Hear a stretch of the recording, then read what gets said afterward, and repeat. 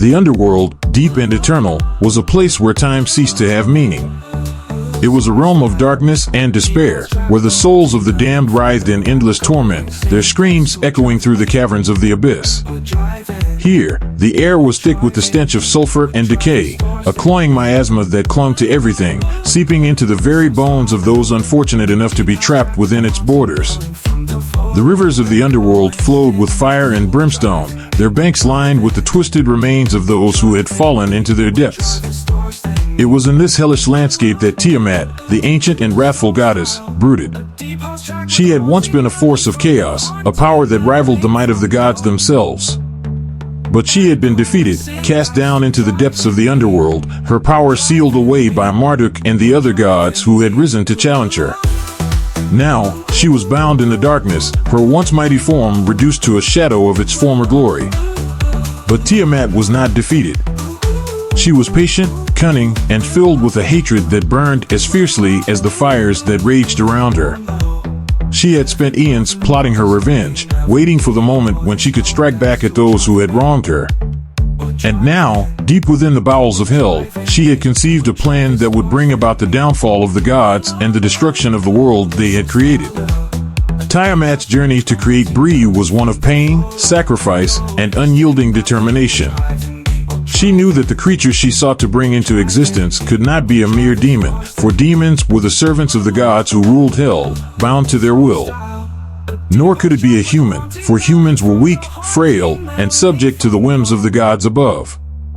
No, the creature she envisioned was something else entirely, something that defied the very nature of the cosmos, something that existed beyond the sight of the gods. The summoning of the souls. Tiamat's first step in her dark plan was to gather the raw materials for her creation. She needed souls, millions of them. But not just any souls would do. She required the most twisted, the most evil, the most corrupted souls that had ever passed through the gates of hell. These were the souls of tyrants and murderers, of those who had committed the most heinous of crimes, their spirits blackened by their deeds in life. These souls had long been condemned to suffer in the deepest pits of the underworld, their pain fueling the fires of hell. With a will forged from her boundless hatred, Tiamat began to summon these souls to her side.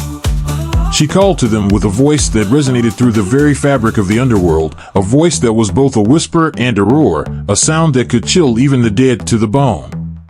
The souls, drawn by her power, came willingly, their essence coalescing into a swirling vortex of darkness and despair. They knew not why they were summoned, only that they could not resist the pull of Tiamat's will. As the souls gathered around her, Tiamat reached out with her power, weaving them together into a single mass of seething, writhing energy. She drew upon the ancient magics that had once made her a goddess, channeling her fury and pain into the creation of something new, something that had never existed before. The souls screamed as they were bound together, their essence twisted and reshaped by Tiamat's will. It was a process that defied the natural order, a violation of the laws that governed the universe. But Tiamat cared nothing for such things. She was driven by her need for revenge, and nothing would stand in her way. The forging of Bree.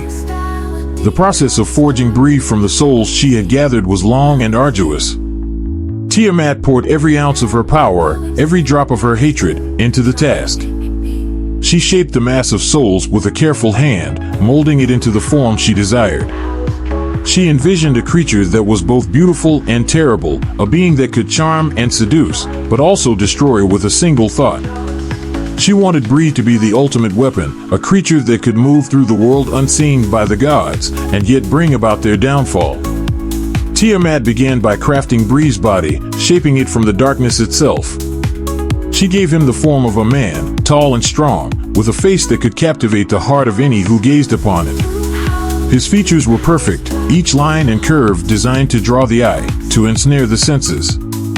His hair was as black as the void, his eyes deep pools of darkness that seemed to hold the secrets of the universe within them. His skin was smooth, unblemished, with a coldness that hinted at the true nature of his soul. But Bree was not just a man, he was a creature of immense power. Tiamat infused his form with the strength of 1,000 demons, the cunning of 100 devils.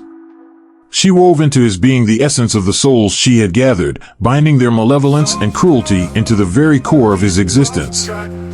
Bree would be stronger than any demon, more powerful than any god who ruled over the underworld. He would be a creature of pure darkness, unbound by the laws of the cosmos, unseen by the eyes of the gods. As Tiamat worked, she encountered obstacles that tested even her formidable will. The souls she had gathered were not easily tamed. They resisted her control, fought against being molded into something new. They writhed and screamed, their agony palpable as Tiamat forced them into submission. But she was relentless, her desire for revenge driving her to push through the pain, to bend the souls to her will.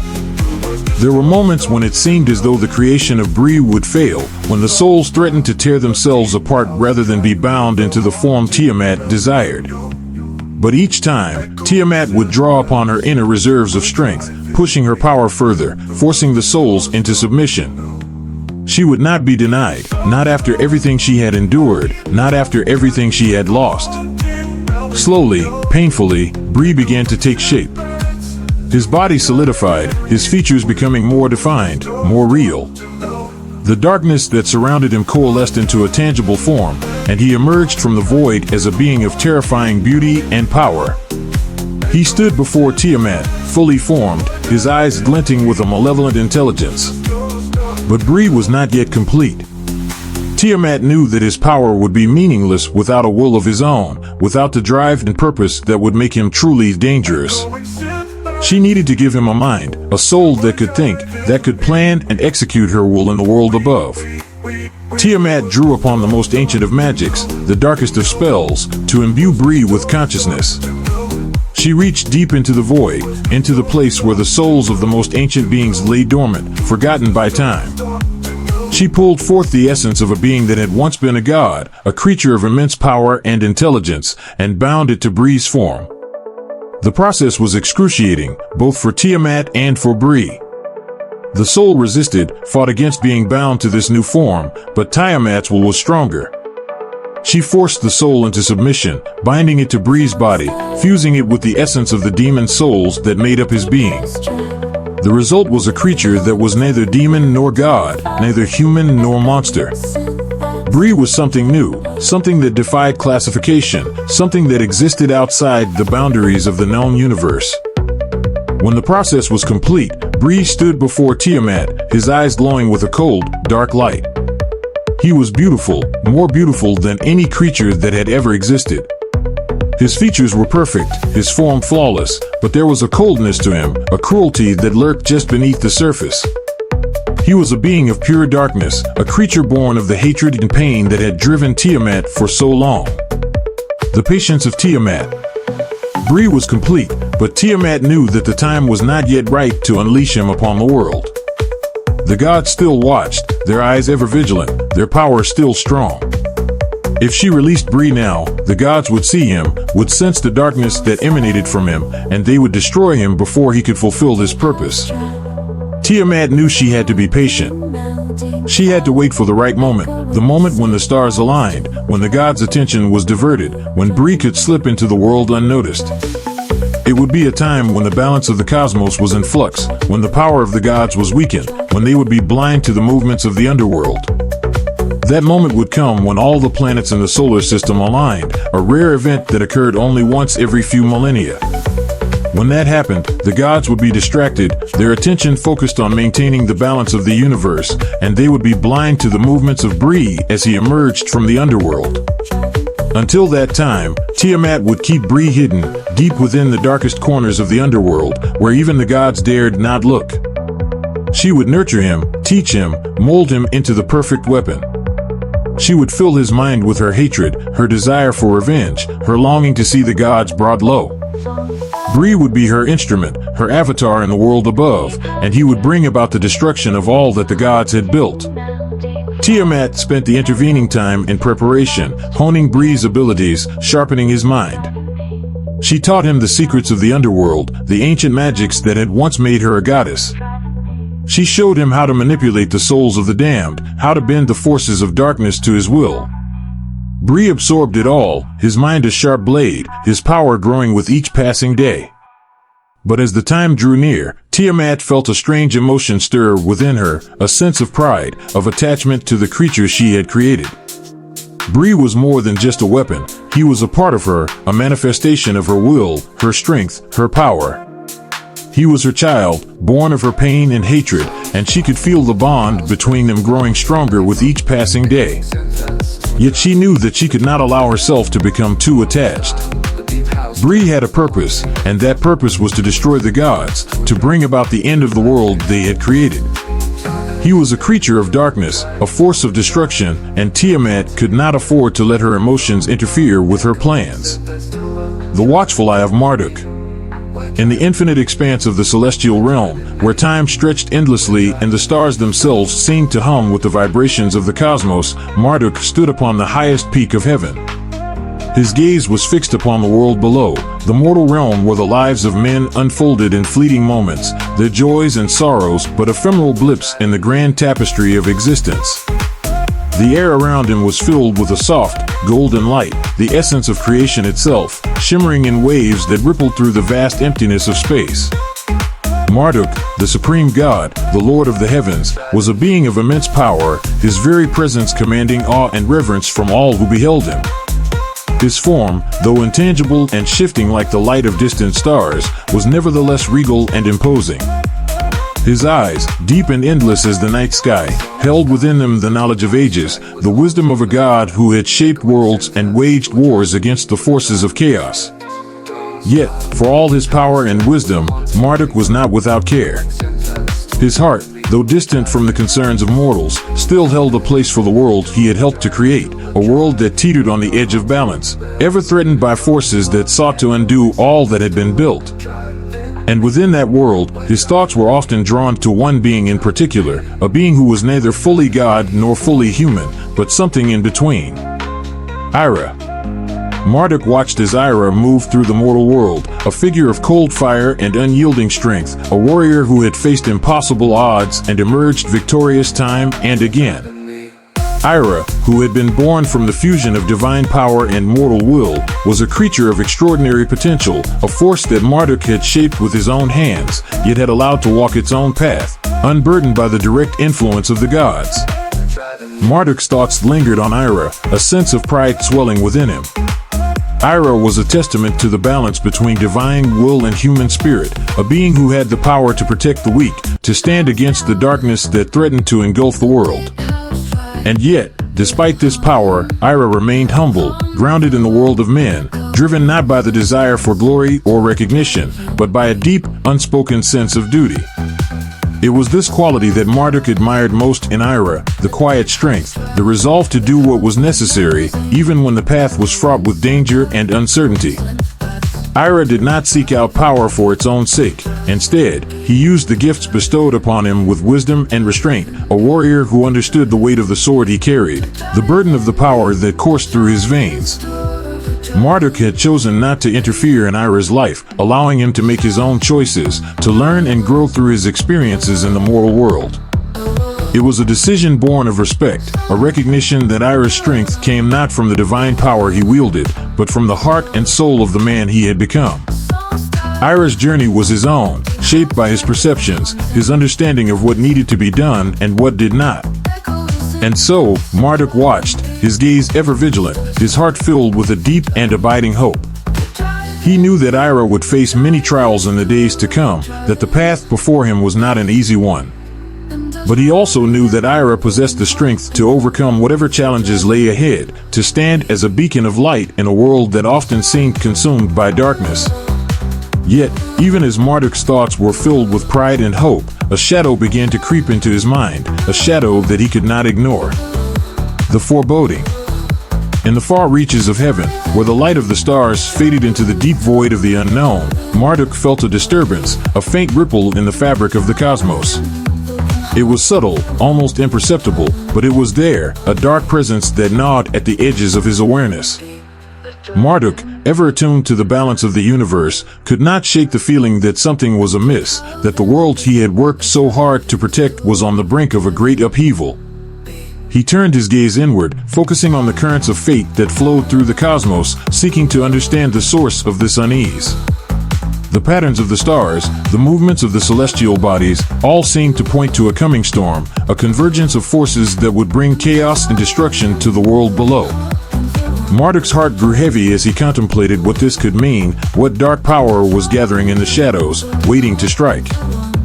The visions that came to him were fragmented, disjointed, a series of images that flickered before his eyes like the fading light of a dying star. He saw the world of men, engulfed in flames, the sky darkened by storm clouds that blotted out the sun.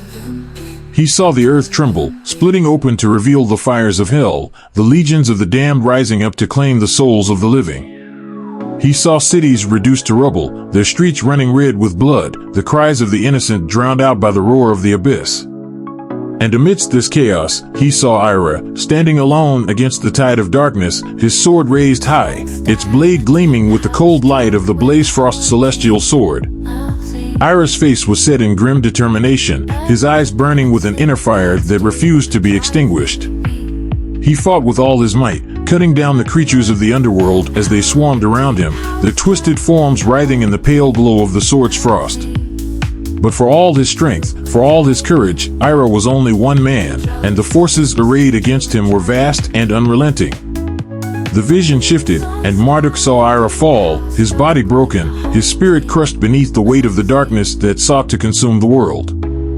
The light of the sword flickered, then went out, leaving the world in darkness, the flames of hell rising to consume all that remained.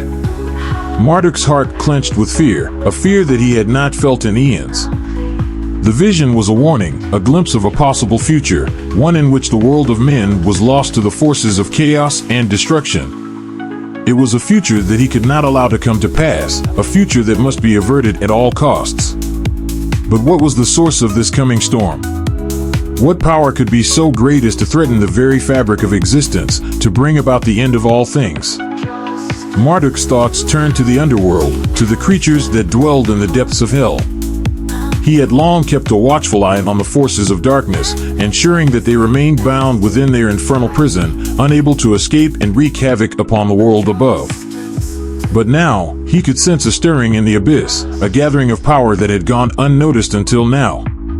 Could it be that the creatures of hell were preparing to rise, to break free from their bonds and unleash their fury upon the world? Marduk knew that the forces of the underworld were vast and powerful, but he had always believed that they were contained, kept in check by the balance of the cosmos. Yet, the visions he had seen, the darkness that threatened to engulf the world, pointed to something far greater, something beyond the scope of the creatures of hell. There was a power at work here, a force that he could not fully comprehend, one that defied the natural order of the universe. The unseen threat. As Marduk pondered the source of this disturbance, he found himself drawn to a place deep within the underworld, a place where even the gods dared not tread. It was a place of utter darkness, a void that existed outside the boundaries of the known universe, a place where the laws of reality held no sway. It was here, in this place of darkness and despair, that Marduk sensed the presence of something ancient, something that had been long forgotten by time. But try as he might, Marduk could not see into the depths of this void. His sight, which could pierce through the fabric of reality, was obscured, blocked by a force that he could not identify. It was as if the void itself resisted his gaze, refusing to reveal the secrets it held within. It was a power that he had never encountered before, a darkness that defied even the gods. Marduk's concern deepened.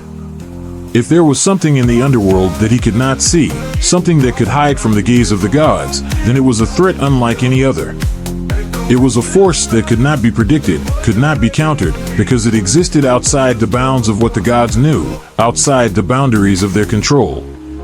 But even as Marduk contemplated this unseen threat, he remained unaware of Tiamat's machinations, of the creature she had forged in the depths of the underworld.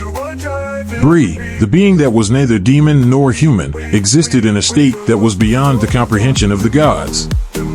Marduk, for all his power, could not see Bree, could not sense his presence, for Bree had been crafted specifically to evade the notice of the divine. And so, as Marduk pondered the coming storm, he placed his hopes on Ira, the one being who had the strength and the will to stand against the forces of darkness.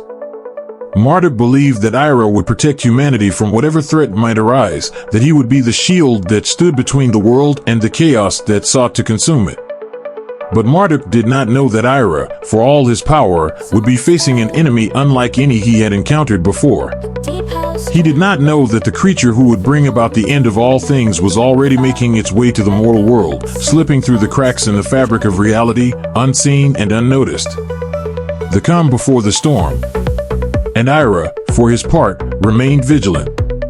He knew that the peace they enjoyed now was fragile, that it could be shattered at any moment. He could feel the tension in the air, the sense that something was about to happen, something that would change everything. But he did not know what it was, could not predict where the next threat would come from. In heaven, Marduk continued to watch over Ira, his hopes resting on the warrior who had proven himself time and again.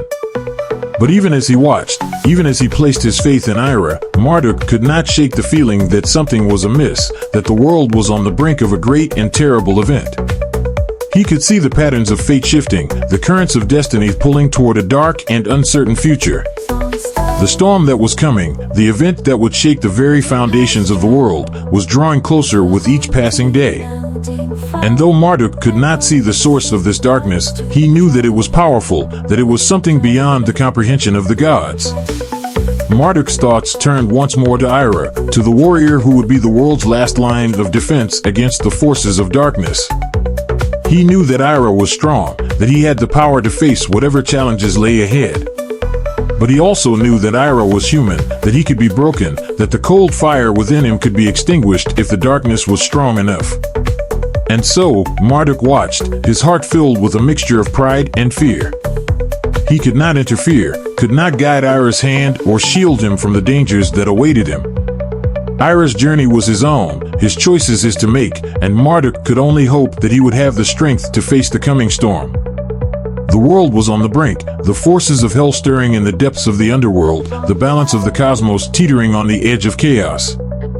And as the planets aligned, as the moment of destiny drew near, Marduk could only watch and wait, his hopes resting on the warrior who had become more than just a weapon, more than just a tool of the gods. Ira was the world's last hope, and Marduk could only pray that it would be enough.